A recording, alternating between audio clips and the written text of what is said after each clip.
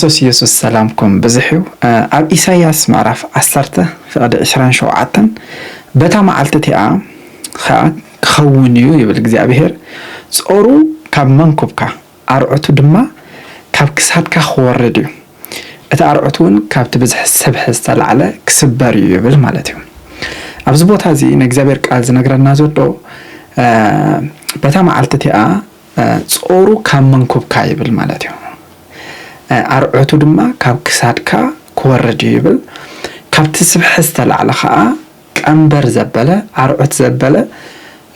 ካብ ህይወትካ ክስበር ይብሎ ማለት እዩ ክብርና ኣምላኽ ይኹን እቲ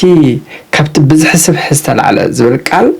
it's because of the anointing ይብሎ ማለት እዩ ካብቲ ቅብኣት ዝተልዓለ ስብሕ ዝብል ቅብኣት ዝብል ተመሳሳሊ ቃል ስለ ዝኾነ ማለት እዩ ሕጂ because of the anointing ካብቲ ቅብኣት ዝተልዓለ ቀንበር ዘበለ ካብ ህይወትካ ክስበር ይብል ማለት እዩ ኣብዚ ቦታ ጾሩ ዝብል ኮብል ዝብል ቃል እዩ ማለት እዩ እቲ ጾር ኣሞንኮብ ዝስከም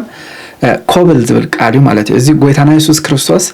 ማቴዎስ ወንጌል ምዕራፍ 11:28 ኩሉ ግዜ ናይ ወንጌል ጻውዒት እንገብር ኮልና ኣቶም ኩልኩም እትጽዕሩን ጾር ዝኸበደኩም እንብልና ማለት እዩ ናይ ምንታይ ጾር እዩ ዝልተልና ናይ እርግማን ጾር ናይ ኃጢአት ጾር ናይ ጸልማት ጾር ናይ ኮናኔ ጾር ናይ ሕማም ጾር ኩሉ ጾር ዝኸበደኩም ኣነ ከዕርፈኩም ኢሉ ማለት እዩ ሕጂ ኢየሱስ ክርስቶስ ኣነ ከዕርፈኩም ከሎ ኢየሱስ ክርስቶስ እትቅቡ እዩ ማለት እዩ ስለዚህ ንሰብ ናብ ዕረፍቲ ዝእትዎ እንታይ ማለት እዩ ናይ እግዚአብሔር ቅብኣት እዩ ማለት እዩ ናይ እግዚአብሔር ቅብኣት እዩ ምክንያቱ ኢየሱስ ክርስቶስ መጽሓፍ ቅዱስ ጽድቅ ፈተኻ ኣመጽሓ ጸዳኻ ስለዚ እግዚአብሔር ኣምላክካ ብዘይተሓጎስ ቀብኣካ ይብል ማለት እዩ ኢሳይያስ 61 እውን ናይ እግዚአብሔር ቃል ንድኻታት ብስራት ከበስሮም ቀቢእኒ እሞ መንፈስ እግዚአብሔር ኣምላኽ ኣብ ልዕለዩ ይሉሎ ማለት እዩ ጌታ ኢየሱስ ክርስቶስ ስለዚ ናባይ ንዕኹ ብኮሎ ናብዚ ቅብኣት እዩና ምክንያቱ ኢየሱስ ክርስቶስ ማለት ኢየሱስ እትቅቡ እዩ ማለት እዩ ስለዚ ሰብ ልክ ናብ ክርስቶስ ምስ መጸ እቲ ኣብ ክርስቶስ ዘሎ ቅብኣት ናብቲ ሰብ ስለ ዝመጽእ ናብቲ ሰብ መጽኡ እንታይ ዝገብር ተልና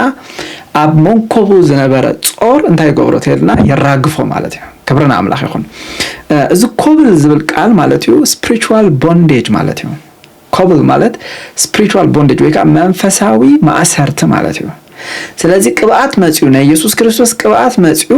እንታይ ዝገብር ተልና ኣብ ህይወትና መጽኡ መንፈሳዊ ማእሰርቲ እዩ ሰብር ማለት እዩ ስለዚ ሓደ ሰብ ናብ ክርስቶስ ተዳእ መጽኡ በክርስቶስ ኢየሱስ ተዳእ አሚኑ በክርስቶስ ኢየሱስ እንተዳእ ዳግም ተወሊዱ እንታይ የለና ኣብ ህይወቱ መንፈሳዊ ማእሰርቲ የለን እንታይ የለና ኣብ ህይወቱ እርግማን የለን እንታይ የለና ኣብ ህይወቱ ኃጢአት የለን እንታይ የለ ምክንያቱ ትቅብኣት መጽኡ ጾር ካብ ህይወቱ ይራግፍ ማለት እዩ ክብርና ኣምላኽ ይኹን ስለዚ እንደገና ከዓ ኣርዑት ዝብል ቃል ከዓ ኦህል ዝብል ቃል እዩ ማለት እዩ ኦህል ማለት ኣሲሩ ኣገዲዱ ዝገዛእካ ነገር ማለት እዩ ኦህል ማለት ኣሲሩ ኣገዲዱ እስኻ ክትገብሮ ዘይትደሊ ነገር ከም ትገብር ዝገብረካ ሓይል ማለት እዩ ስለዚ እዚ ነገር እዚ ቀሊል ምሳሌ ክኾንና ዝኽእል ናይ እስራኤላውያን ኣብ ምድሪ ግብጽ ከለው ዝነብርዎ ዝነበረ ህይወት እዩ ማለት እዩ ሙሴ ናብ እግዚአብሔር ንሙሴ ናብ ግብጽ ክልእኾ ከሎ 430 ዓመት ብናይ ፈርዖን መግዛእቲ ዝተመረረ ህዝቢ ያው ነይሩ ማለት እዩ እና እግዚአብሔር ንሙሴ ልኢኹ ንእስራኤላውያን ካብቲ ሒዝዎም ዝነበረ ጽኑዕ ማእሰርቲ ፈርዖን ነፃ ከም ዘውጾም መጽሓፍ ቅዱስ ይዛረበና ማለት እዩ እቲ ታይም ዲስፐንሴሽን ተዳ ጽንዕናዮ ካብታ ሙሴ ኣብ ቅድሚ ፈርዖን ደው ኢሉ ንህዝበይ ከገልግለን ሕደጎ ካብ ዝብሎ ፈርዖን እምቢ እንዳበለ 10 ተኣምራት እግዚአብሔር ገይሩ እዩ ማለት እዩ ምድሪ ግብጽ ታኔ ሞዳታ ተኣምራት ግን ናይ ሞት መልአኽ መጽኡ ንበኽሪ ናይ ግብጽ ምስ ሓረመ ካብታ ሰዓት ጀሚሩ ግን ፈርዖን ዝለቀቆም በሓንቲ ለይቲ ማለት እዩ ታ ኤክሶዶስ ናይት ባል ሓንቲ ለይቲ ማለት እዩ ምክንያቱ ንእግዚአብሔር ሓያል ዝኾነ ቀልጽሙ ዘርጊሑ ካብ ምድሪ ግብጽ ከም ዘውጾ መጽሓፍ ቅዱስ ይነግረና ማለት እዩ ስለዚ ፍርቂ ሚሊዮን ዝኸውን ህዝቢ ካብቲ ጽኑዕ ማእሰርቲ ናይ ፈርዖን ዝወፀ በሓደ ለይቲ እዩ ማለት እዩ praise god ስለዚ እስራኤላውያን ካብ ምድሪ ግብጽ በታ ኤክሶዶስ ናይት ትባሃል ምሸት ነፃ ወጽኦም ማለት እዩ ነገር ግን ግብጽ ካብ እስራኤል ከውጻ ግን እግዚአብሔር 40 ዓመት ይወስድሉ ማለት እዩ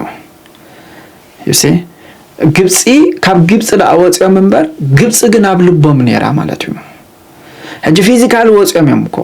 ነገር ግን ከም ዝወፀ ሰብ አይኮነን ዝሓስቡ ነሮም ስለዚ ግብፂ ካብ ውሽጦም አይወፀተን ማለት እዩ ሕጂ እግዚአብሔር ነፃመትን ክኾን ይውፅዎም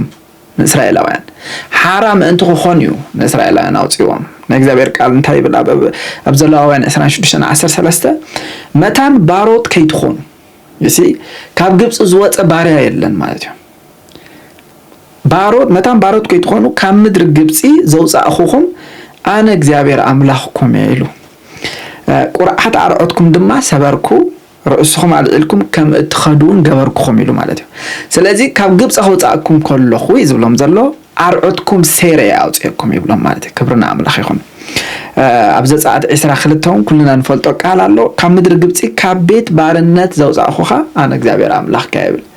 ስለዚ ባሮት ምእንቲ ከይትኾኑ አውፅእኩም ኢሉ እንደገና ካብ ቤት ባርነት ያውፅእኩም ኢሉ ማለት እዩ ስለዚ ካብ ግብፅ ዝወፀ ሰብ ባሪያ ኢኻ ክትብሎ ኣይትኽእልኒ ኢኻ ማለት ወይ ከዓ ሓራ ክትወፅእ ኢኻ ኣይትብሎን ኢኻ ኦልሬዲ ወፂኡ ማለት እዩ ብዙሕ ግዜ ንኣመንቲ ዘሸግረና ወይ ከዓ ንኣመንቲ ዘሸግሮም ኣተሓሳስባ እንታይ እዩ ካብ ግብፅ ወፅኦም ክነሱ ካብ ዓለም ወፅኦም ክነሶም ካብ ዓለም እግዚአብሔር ብመንፈስ ቅዱስ ነፃ አውፅኦም ክነሶም ዓለም ግን ኣብ ውሽጢ ምህላዋ እዩ ማለት እዩ ስለዚ ካብ ነፃ ወፂኻ ኢኻ ዝብል መልእኽቲ ነፃ ክትወፅእ ኢኻ ዝብል መልእኽቲ ደስ ዝብሎም ማለት እዩ ዋይ ገና ዓለም ኣብ ውሽጡ ስለ ዘላ ስለዚ እስራኤላውያን ብጣዕሚ ንእግዚአብሔር ዘሸገርዎ ግብፅ ካብ ልቦም ምውፃእ ከም ዝኾነ ሕጂ ድማ ብክርስቶስ ኢየሱስ ካብ መንግስቲ ሰይጣን ናብ መንግስቲ አምላኽ መስኣተና ገና በተሓሳስባና እንተዳ ዘይተለዊጥና ኣብዚ እግዚአብሔር ብጣዕሚ ዝሽገር ባና ማለት እዩ ክብረና አምላኽ ይኹን ኣብ ቆላስያስ ምዕራፍ 1:13 ንሱ ካብ ስልጣን ጸልማት አውፅኢና ናብ መንግስቲ ፍቅር ወድኻ እቲና ይብለና ማለት እዩ ስለዚ ካብ ስልጣን ጸልማት ይልዎ ዘሎ እንታይ እዩ ልክ ሓደ ሰብ ብጎይታናን መድሓኒናን ኢየሱስ ክርስቶስ ከኣምን ከሎ መንፈስ ቅዱስ እዩ ናብቲ ሰብ ዝመጽእ መንፈስ ቅዱስ ከዓ ትቅብኣት እዩ ማለት እዩ ስለዚ because of the anointing ካብ ትቅብኣት ሰላላ አርዖት ይስበር እዩ ከም ዝበለ እዚ ቅብኣት ናብቲ ኣማን ክመጽእ ከሎ ካብ ስልጣን ካብ ዶሚኒየን ስልጣን ይልዎ ዘሎ እዚ ኣጥዕቱ ካብ ሒዝዎ ዝነበረ ማእሰርቲ ኣጥዕቱ ካብ ሒዝዎ ዝነበረ እርግማን ኣጥዕቱ ካብ ሒዝዎ ዝነበረ ሓይለ ኃጢአት እንታይ ይገብሮ ኣውጪው ናብ መንግስቲ ፍቅር ወዲኡ እቲና ማለት እዩ ሮሜ 4:16-17 መንግስቲ አምላኽ በመንፈስ ቅዱስ ጽድቅን ሰላምን ሓጎስን ያንበር ኢሉ ስለዚ ናብ መንግስቲ ፍቅር ወዱ ተወና ክብል ኮለ ናብ መንግስቲ ፍቅር ወዱ ዘእተወና መንፈስ ቅዱስ ማለት እዩ መንፈስ ቅዱስ ከዓ ትቅብኣት እዩ ማለት እዩ ፕራይዝ ጋድ ስለዚ ኣቲና ኢና ናብ መንግስቲ ፍቅር ወዱ ልክ እስራኤላውያን ካብ ግብፅ ከም ዝወፁ ማለት እዩ ነገር ግን እግዚአብሔር ቃል ኣብ ግብረ ሐዋርያት ምዕራፍ 7:39 እስጢፋኖስ ክዛረብ ከሎ እንታይ ኢሉ ኣሎ ንዑ ኣቦታትና ኣበይዎ ሙሴ እስራኤላውያን ካብ ግብፅ ሒዞም ምስ ወፀ እስራኤላውያን ካብ ግብፅ ሒዞም ጉዕዞ ምስ ጀመረ ኣቦታትና ኣበይዎ ይብል ማለት እዩ ከኣምንዎ ኣይከኣሉን ማለት እዩ መጽሐፍ ቅዱስ ዕብራውያን ምዕራፍ 3 እቲ ቃል በእምነት መሳታቶም ስለዘይተዋሃደ ኣይጠቀመምን ይብለና ማለት እዩ ስለዚ ልክ ንሕና ድማ በክርስቶስ ኢየሱስ አሚንና ካብ ዓለም ምስ ወፃና ካብ መንግስቲ ሰይጣን ምስ ወፃና ናብ መንግስቲ ፍቅር ወዱ ምስ ኣተና ሕጂ ንጉዕዞ ናይ እምነት ጉዕዞ ይኸውን ዘሎ ንእግዚአብሔር ንኣመንና ኢና ንጉዓዝ ዘለና ንእግዚአብሔር ክንኣምኖ ተኮይና ንቃሉ ንኣመንና ማለት እዩ ስለዚ ልክ እስራኤላዊ ካብ ግብፅ ወፂኡ ኣብ ምድረ በዳ ጎይታ ሆይ ካብ ግብፅ ወፃኒ ኢሉ እንድሕር ክጽሊ ጀሚሩ ተገላቢጦሽ ጸሎት ይጽል ዘሎ ማለት እዩ ኦሬዲ ወፂኡ እዩ ማለት እዩ እንታይ ክገብር ዘሎ ካብ ግብፅ ስለ ዘውፃኸኒ የመስግነካ ኣለኹ ቅልጽምካ ስለ ዘርኣኸኒ የመስግነካ ኣለኹ እንዳበለ ምእንቲ ከገልግሉን ምእንቲ ከምልኹኒ ምእንቲ ክስውኡለ ውፁ ኢልዎም ዘሎ ማለት እዩ ስለዚ ንሕና ድማ ብዙሕ ግዜ በቃ ኤክሶዶስ ናይት ነፃ ናይ ምውፃእ ምሸት ናይ ዴሊቨራንስ ምሸት ናይ ምስጋር ምሸት ገለ ዝብሉ ልብና ዘንጠልጥሉ ኣርእስትታት ኣለዉ ማለት እዩ እዚኦም እንታይ እዮም ዝገብሩና ተልና ገና ከምዘይ ወፃና እዮም ዝሰብኩና ዘለዉ ማለት እዩ ስለዚ ምዞም ሓሳባት እዚኣቶም ንሰማማዕሞ ብልብና ናበይ ንምለስ ኣለና ናብ ግብፅ ንምለስ ኣለና ብልብና ከም ዝተኣሰረ ሰብ ንሓስብ ኣለና ብልብና ኣብ ኃጢአት ከም ዘሎ ሰብ ንሓስብ ኣለና ብልብና ኣብ እርግማን ከም ዘሎ ሰብ ብልብና ንሙሴ ኣበይዎ ኢሉ ማለት እዩ ንእግዚአብሔር ምእባይ ማለት ሕጃብ ሓድሽ ኪዳን ምስቲ ክርስቶስ ኢየሱስ ዝሰርሖ ስራሕ ዘይምስማማዕ ማለት እዩ بأمنة مجعز مال الدماء نتم مستن بكريستوس يسوع زتسرح سرح نعون أمنك أمين نعو ناس معها نحدش كده ملقت الناس معها صادق بأمنة يزنبركم كله بنتاي نأمن يزنبر مثلكم نا كريستوس ملقت نأمن يزنبر مالتي كبرنا أملاخ يخون سلازي أبي ويلو بلبهم ناف جبس تملسو خمس بالهم نحن عدم حجي كل جيزة كنس حجر لنا نبلنا نحاسب تقولنا بلبنا نبينا نملسلنا ناب جبسينا نملسلنا مالته ناب جبسينا نملسلنا بس هكذا أمنتي بق أنا حرا خوات سيدلني ناس أو خوات سيدلني يقولوا جن ناب جبسهم زلوا يمس حاسبوا زلوا مالته وصعات حرا إخم مصحف قدس ود حارة أنت داوتيكم بحقي وصعات حارة إخم يلو لما مصحف قدس مالي كابي حارنا تاوتي النازل كابتي ناي سيطان منغستي كابي حارنا تاوتي النازل كاب حيل حبيات كابي حيل نتاوتي النازل كاب إرجمان كابي نتاوتي النازل كاب كونني كاب زغلو انتاينا فري نتاوتي الناي مالتيو نحنا وطينا لنا أمرونا جن كي وص أخدر في خيالي مالتيو ناي بزو حسب شجر كأبزي زلوا مالتي نسوتيو أمور أجناي واتسان مالتيو لذي زي تساجر أمورهم بر زي تساجر السبيل لان حجاب حدش كدان بسي زي تساجر أمورهم زي تساجر السبقين يلان مالت لذي زي تساجر أمورهم تايزود ليو مسيلوكم بوزح كونفرنس هيكون انزل ليو زي تساجر أمورهم مستقب أنا إجابير سبا يكون انزل ليو زي تساجر أمورهم نإجابير قالي زل ليو مالتي مهنياتو يعقوب معرف حالف هذا إثنان حد انتهي له نخل خفاءة نخل رخصة أرحقو نتن نفسكو كدحنا زكالو تخل كالكا بقرهن تقبل ويل مالك نيجزابير قال ننفسنا نتحساسبنا نفسنا يلوزلو نتحساسبنا نأمرنا نسمعتنا نفقادنا كدحنا زكالو تخل كال يلو مالك سلازي نيجزابير قال انتهي قبلنا مستي يسوع كريستوس أبي هوتنا زسارح وسرح parallel كم نخون يقبلنا مالتي قالوسنا بإفسون معرف 4 فاد إسران سلست أنت يقولوا بناء أمرهم منفس كتحدثوا سويلو بناء أمرهم منفس كتلوتون ده مالتي كتكيروا مالتي نزح جاءتكم من زلهم نجزاوير كينجدم زمتن تحساس باخت حزو مالتي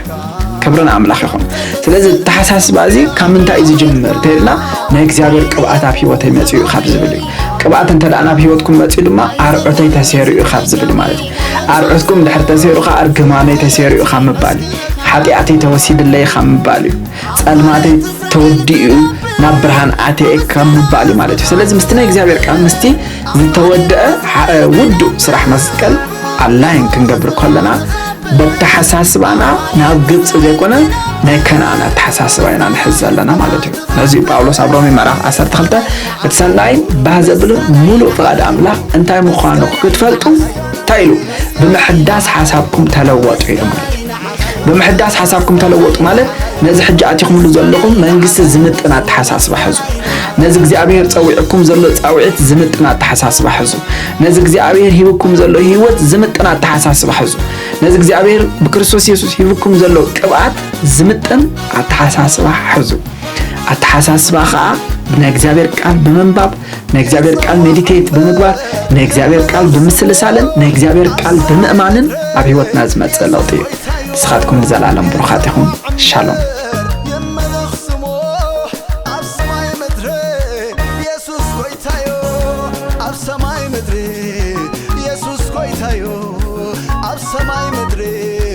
Jesus,